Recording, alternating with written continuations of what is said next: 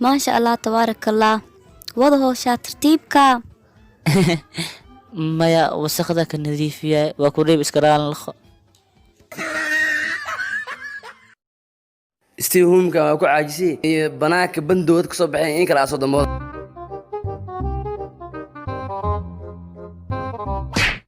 isbitaar waxay tubasa soo gud cilan ha ku galay ha ku soo bax shaariya taliina soo bixin kala soo fiiriyay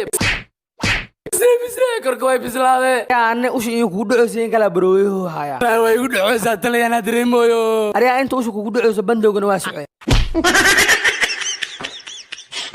dokhayga aniga ogo farxad baan ku diyaarinaya wax idhibayaan diidaya dantaydan daryeelaya dokhayga ana ogo